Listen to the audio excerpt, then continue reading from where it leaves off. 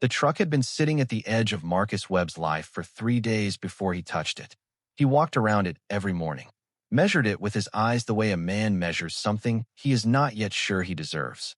The cargo box was 14 feet long and 7 feet wide. The brown paint had oxidized to the color of old cardboard.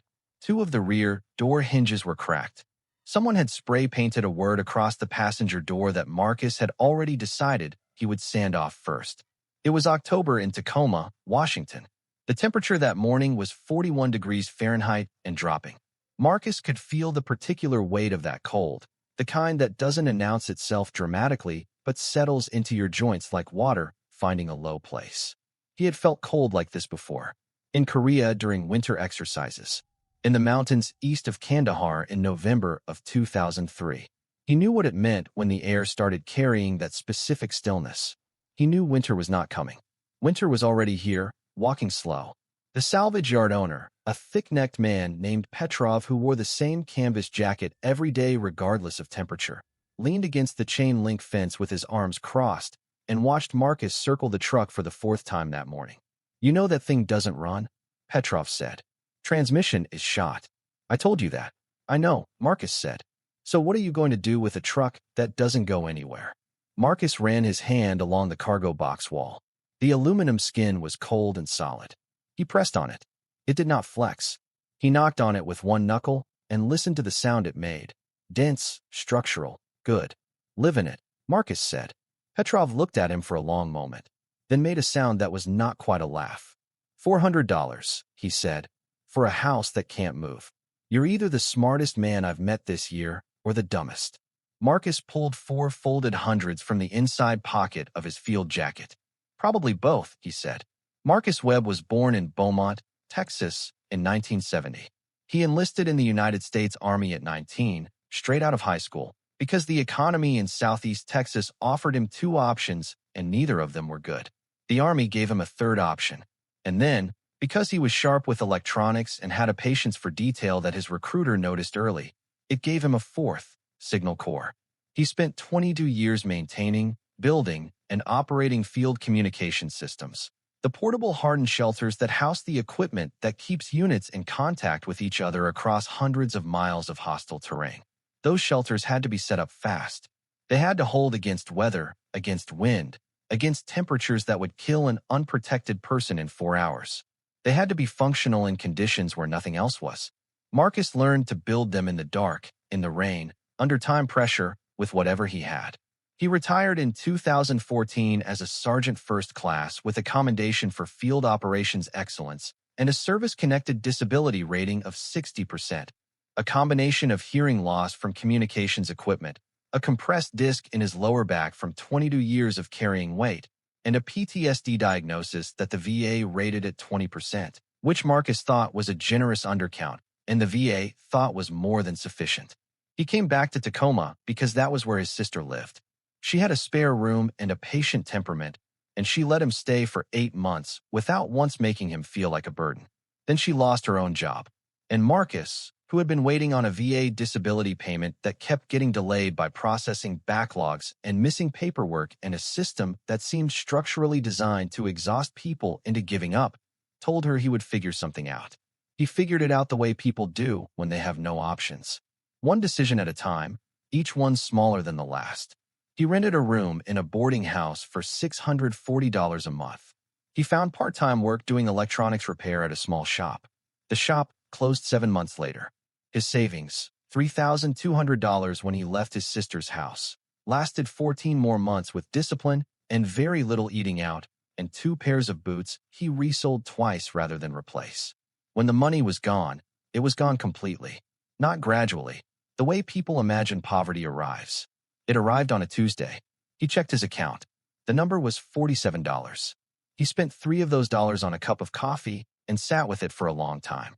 He found the encampment on the edge of an industrial park 2 weeks later, a cluster of tents and tarps and 2 camper vans in various states of collapse, tucked behind a stand of Douglas firs along a chain-link fence that separated the tree line from a gravel service road.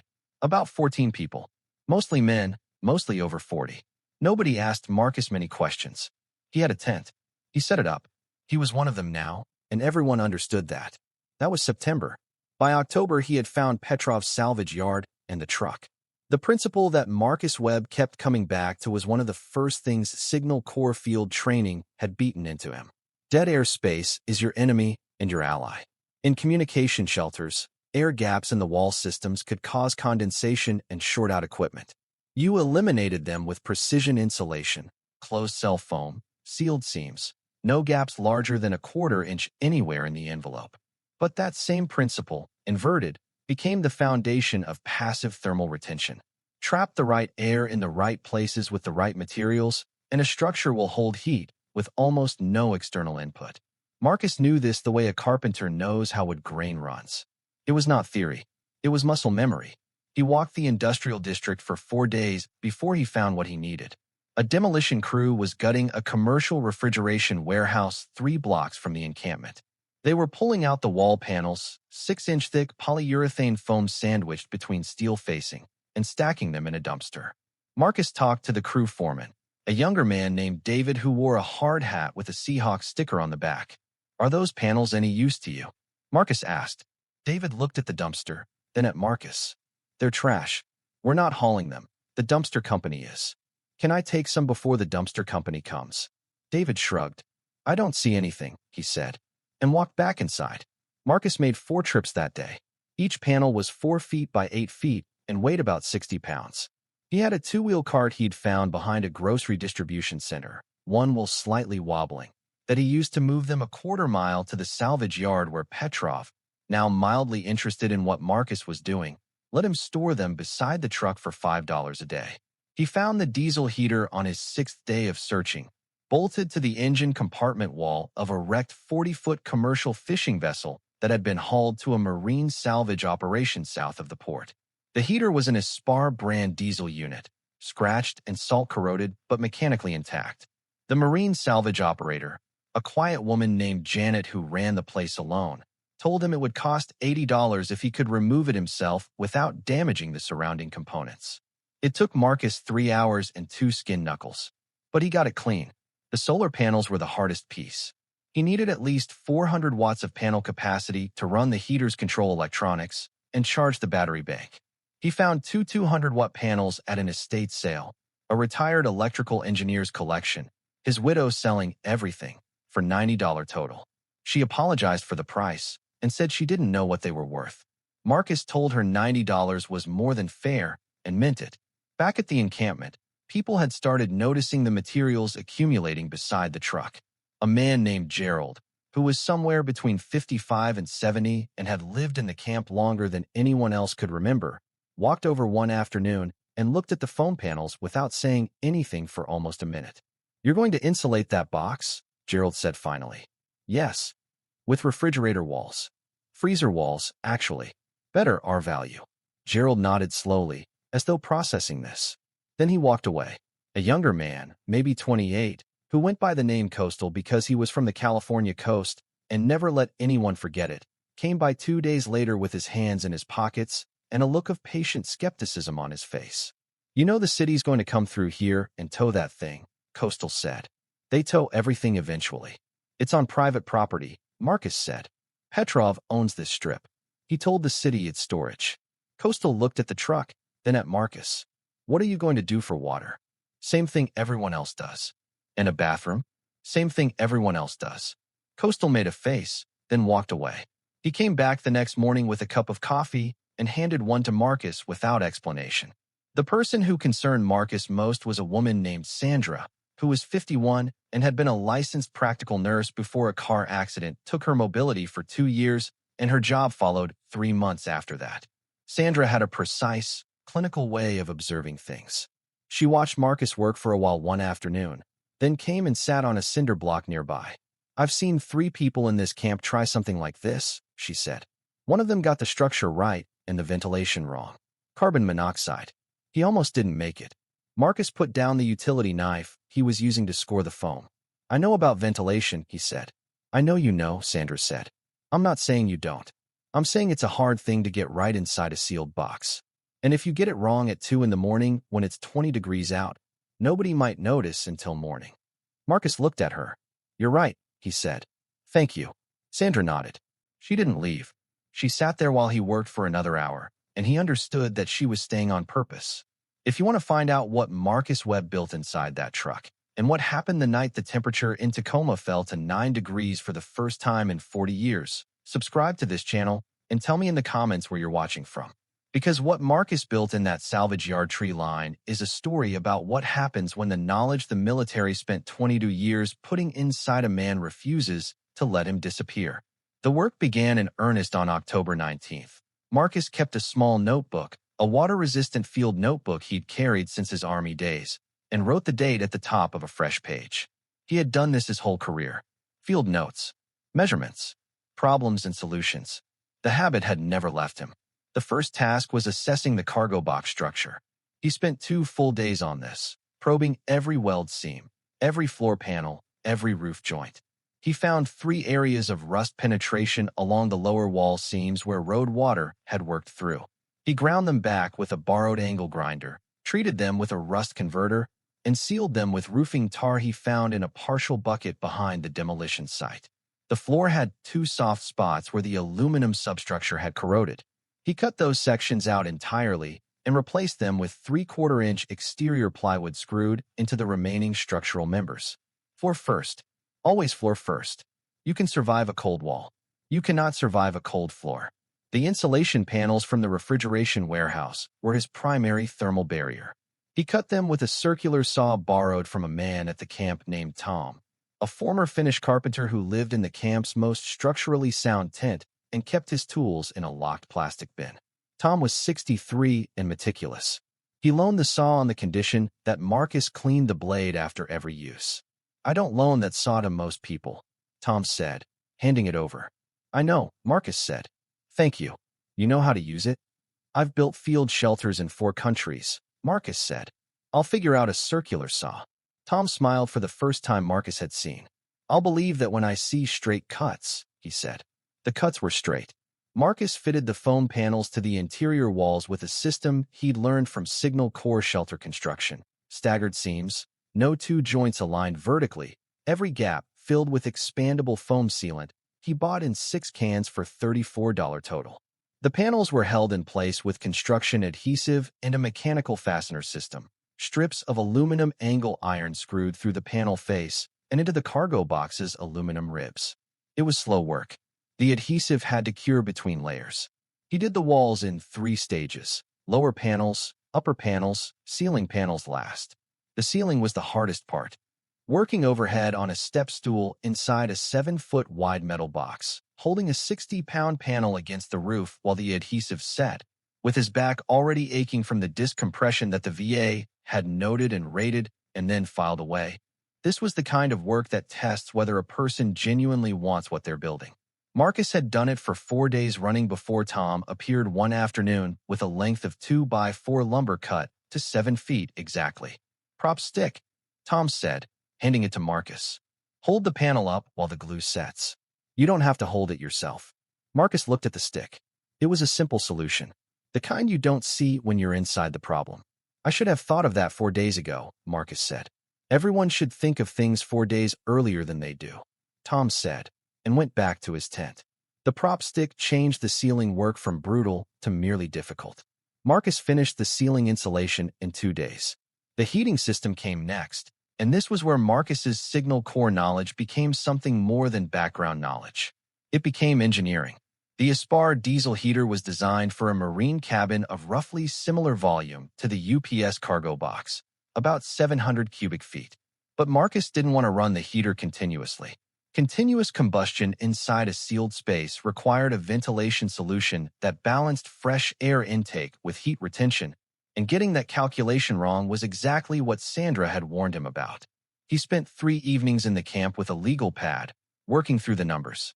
The ventilation solution he arrived at was adapted directly from signal core shelter doctrine, a 2-port system with a low intake and a high exhaust, sized to provide air exchange every 45 minutes at the heater's lowest setting. The intake port was a 3-inch diameter aluminum pipe angled down and away from the wall exterior. Rain couldn't enter, but fresh air could. The exhaust was a 4-inch pipe exiting through the roof, fitted with a marine-grade weather cap. Both pipes had manually operated dampers, Aluminum flaps Marcus cut and hinged himself, so the ventilation rate could be adjusted from inside. He drilled the intake hole on a Tuesday morning. His drill bit caught on a cargo box rib and snapped. The replacement bit cost $14 and another day. That was the kind of setback Marcus had stopped counting. Every build had them. In field shelter construction, the rule was a setback is information. It tells you something the material knows that you didn't. The second major problem came with the electrical system. The two salvaged solar panels were wired in series, feeding a 100 amp-hour marine battery through a charge controller Marcus had ordered online for $55, paid for with the last of a VSO emergency fund disbursement he'd applied for 2 months earlier. The system tested correctly on the ground. But when Marcus mounted the panels to the roof of the cargo box, bolted through aluminum backing plates with marine-grade sealant on every penetration, the charge controller began reading erratic input voltages. The panels were producing power, but unevenly. He pulled the wiring twice, checking every connection. The problem was the panels themselves. One had a partially failed bypass diode, causing it to shade the other under low-light conditions. Marcus isolated the faulty panel with a blocking diode salvaged from a dead car battery charger. It cost him nothing but 2 hours and the kind of focused, systematic troubleshooting that his signal core career had made automatic. The system stabilized at a combined output of 340 watts under direct sun, enough to run the heater's control electronics, charge 2 phones, power 2 LED strip lights, and maintain the battery bank. By the time the interior was complete, Marcus had spent 41 days on the build. He had consumed approximately 4,200 calories a day just to keep up with the physical demand, mostly food from a weekly community meal distribution and whatever Tom's small camp stove could produce. He had lost 11 pounds anyway. His hands had changed. The skin across his knuckles was cracked and thick, and he had a burn scar across the back of his left hand from a moment of inattention with the angle grinder that Sandra had cleaned and bandaged without asking for any explanation. His back hurt every morning when he got up. He got up anyway. The inside of the truck was now a different space entirely. The walls were covered in the foam panels, faced with a layer of OSB board that Marcus and Tom had cut and screwed into place. Not structurally necessary, but it meant you weren't staring at foam. The floor was the plywood subfloor with a layer of rubber mat on top. A small built-in bunk along the passenger side wall, 30 inches wide, with a foam pad cut to fit. A narrow shelf unit screwed to the driver's side wall for storage. The diesel heater mounted low on the front bulkhead, its exhaust pipe running up through a roof penetration sealed with 3 layers of high-temperature silicone. 2 LED light strips ran the length of the ceiling on a dimmer switch. A folding camp table. A single stool. It did not look like much. It looked exactly like what it was. A man who understood shelter had built one. Marcus Webb climbed into the truck at 7:14 in the evening on November 29th. He had a digital thermometer, a simple hardware store model, and he placed it on the folding table. He sat on the stool and looked at the space around him. Everything he had built was visible from where he sat. Every decision, every seam, every correction. He started the diesel heater on its lowest setting, 0.1 liters per hour of fuel consumption. It made a sound like a distant engine, a low hum that was more felt than heard. The exhaust pipe ticked as it expanded in the heat. He sat there for 20 minutes before he checked the thermometer. Interior temperature, 61 degrees Fahrenheit. He opened the rear door and stepped out. The air outside hit him immediately, 33 degrees with a wind coming off the water. He stood outside for exactly 4 minutes, then stepped back in and shut the door. He sat back down and looked at the thermometer. It still read 61 degrees. He had not built a perfect structure. He had built an adequate one. But adequate, in this situation, was the difference between endurable and dangerous. And 61 degrees in a 33-degree night, running on less than 1/10 of a liter of diesel fuel per hour, that was not magic. That was the polyurethane foam doing exactly what 6 inches of closed-cell insulation was designed to do, and a heater running at 30% of its capacity, holding the line. Marcus sat with his hands on his knees for a long time after that. He had slept in worse places than this truck. He had slept in fighting positions in Germany, in aircraft hangars in Kuwait, in a tent in the Karengal Valley with incoming artillery audible in the distance. He had been cold and tired and uncertain in ways that this country, right now, was not asking him to discuss. He did not cry. He was not a man who cried easily, and this was not a moment for crying anyway. It was a moment for something quieter than that, a settling. The way tension leaves a structure when it finds its load path and finally, after days of uncertainty, holds. He lay down on the foam pad. He pulled a wool blanket over himself. He listened to the heater hum. He was asleep in 11 minutes. If you have ever felt invisible, like you spent years contributing to something that forgot you existed the moment you were no longer useful, consider subscribing to stay connected with this community. Because Marcus Webb's story is not just about insulation and diesel heat. It's about a man who refused to let a system's indifference become his obituary. Connection is its own kind of shelter. The National Weather Service issued the advisory on January 11th. An Arctic air mass dropping south from British Columbia, pushed by a high-pressure ridge that had parked itself over the Pacific Northwest like something with nowhere else to go. Forecasters were calling for temperatures between 12 and 15 degrees Fahrenheit at the valley floor. Wind chills near zero. Duration, 5 days, possibly 6. What they did not forecast, because the models missed the low-pressure trough that moved in behind the Arctic air, was the actual low. On the morning of January 14th, the official temperature at Tacoma's weather station registered 9 degrees Fahrenheit. The last time it had been that cold was 1982. Some of the people in the camp were not alive in 1982. The encampment had 14 people in it when the advisory went out. 3 of them left, 2 went to a shelter downtown, 1 got a motel room through an emergency assistance program. 11 stayed. Some because they had property they couldn't carry. Some because the shelter had rules they couldn't follow. Some because they had been to the shelter before and what happened there was worse, in certain ways, than the cold. Gerald, the camp's longest tenured resident, had a tent with a good sleeping bag rated to 15 degrees. He layered everything he owned on top of it. Sandra had a camper van with a propane heater she trusted only partially after a regulator failure the previous winter. She ran it in intervals and slept in her coat. Coastal had a 3-season tent, a sleeping bag rated to 30 degrees, and a confidence in his own adaptability that had not yet been tested at these temperatures. By the second night, January 13th, before the coldest morning, the camp was in trouble. Gerald's sleeping bag was not adequate below 20 degrees, which was what the temperature hit at 11 p.m.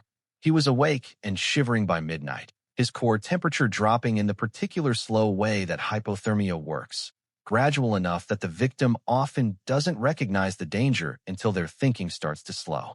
It was Sandra who heard him. She had been checking on people through the evening, moving through the camp with a flashlight, because she understood clinically what the temperature meant, and she had a nurse's inability to stop assessing. She found Gerald in his tent, shivering violently, confused about what day it was. She brought him to Marcus's truck at 12:40 in the morning. The interior temperature at that moment was 68 degrees Fahrenheit. The outside temperature was 18 degrees and falling. Marcus was awake when Sandra knocked. He had been awake for most of the night, listening to the wind work across the roof of the cargo box, monitoring the heater's fuel consumption, adjusting the damper on the intake port to maintain CO2 balance. He opened the door, saw Gerald, and moved immediately. He got Gerald's wet outer layers off, sat him near the heater, not touching it, 3 feet away.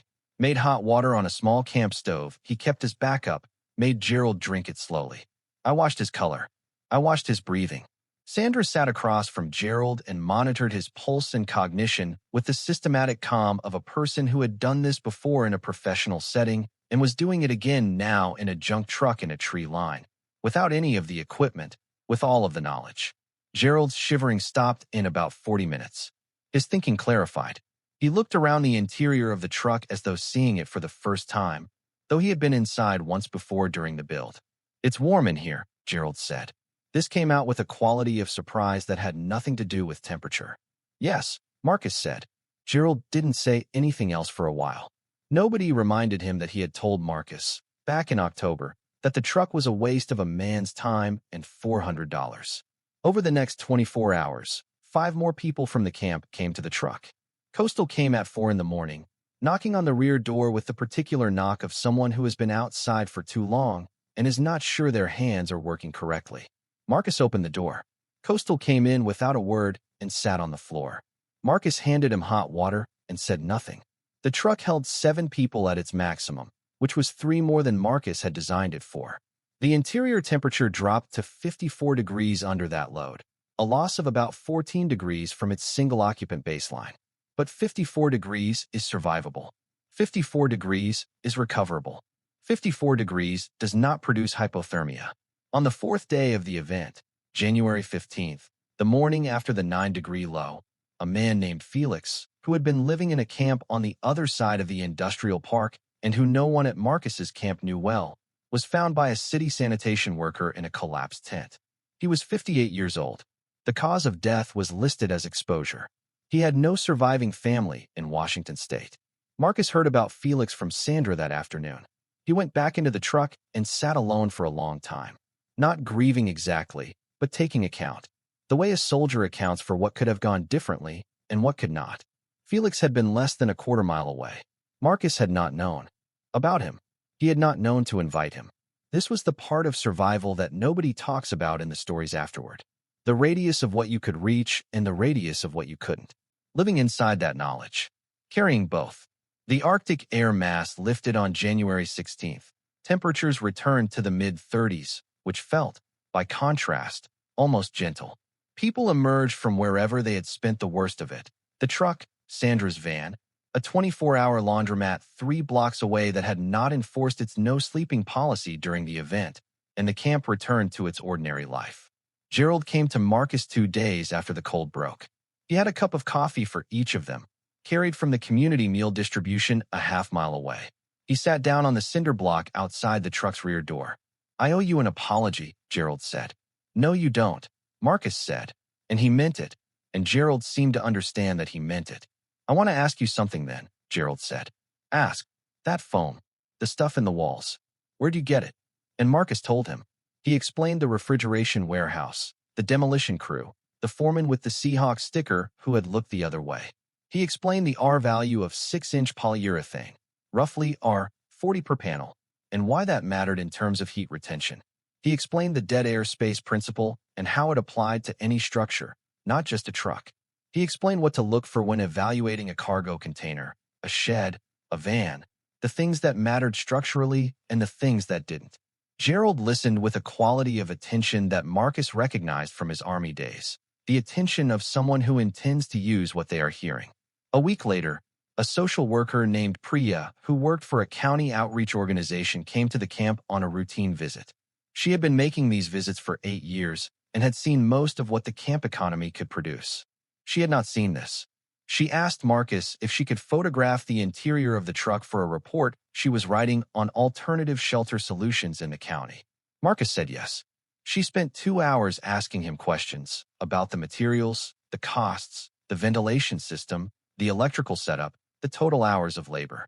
She wrote everything down in a notebook that was better quality than Marcus's field notebook, and he noticed that about her.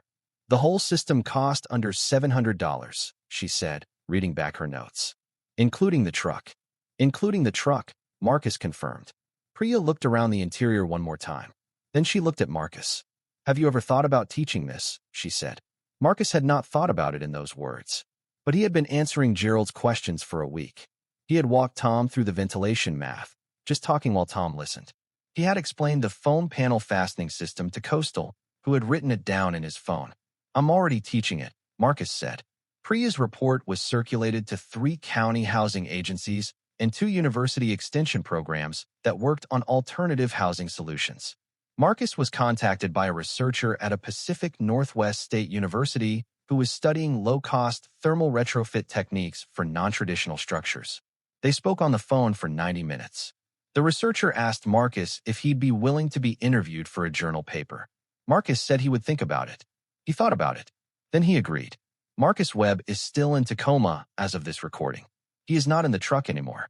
Priya connected him with a housing program that works specifically with homeless veterans, and after 14 months on a wait list, which is a long time, and Marcus will tell you it is a long time, he was placed in a subsidized studio apartment in the spring of the following year.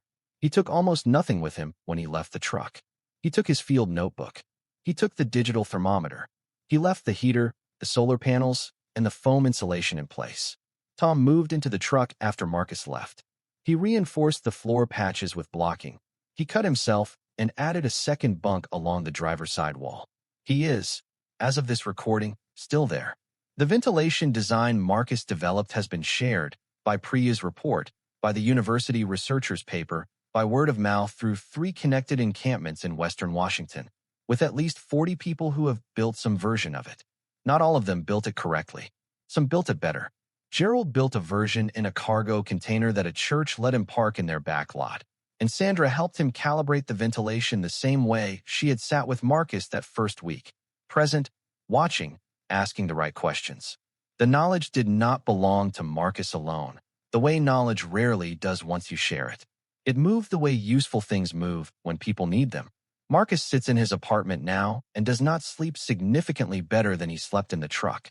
PTSD does not resolve because your address changes. The VA is still processing a portion of his original disability claim, a portion that has been in administrative review for going on 3 years, for reasons that have been explained to him 4 times in 4 different ways. He keeps his field notebook on the nightstand. In it, on the last written page, there is a line he added the morning he moved out of the truck. It is not a quote from anyone. It is not a military saying. It is just a thing he wrote. A shelter is not what you have. It is what you understand. Here is what that line means to me, having heard this story. Marcus Webb had nothing when he walked into that salvage yard. He had $400 and a federal government that had decided his needs could wait. He had a bad back and cracked hands and a field notebook from a career that was officially over. What he also had, and what no system had managed to take from him, was 22 years of understanding how materials behave, how heat moves, how a structure decides whether it stands or falls. They took the career. They took the savings. They delayed the support he was legally owed for years. But they could not take what he understood. And what he understood was enough. The people who dismissed Marcus, the people who laughed at the idea of a non-running truck as a home, were not cruel. They were operating on a reasonable set of assumptions about what a home looks like and what it requires. Marcus was operating on a different set of assumptions, ones built in Kandahar and Korea, and a dozen field exercises in conditions that would have been recognizable to no one watching him circle that truck in the October cold of the salvage yard. Here is the question I want to leave you with. Not about Marcus specifically, about the people around you, about the person sleeping in the parking lot near your work, or the woman with the cart near the overpass, or the man you have walked past 17 times without making eye contact. What do they understand that you have never thought to ask about? If you stayed with this story to the end, that means something. It means you are willing to sit with a life that is complicated and unresolved, which is the only honest way any life can be told. There is another story on this channel right now, waiting for you. Another person who built something remarkable from almost nothing, in conditions most of us will never face. These stories exist because the people in them deserve to be heard, not just survived. Consider staying. Until next time, thank you for listening.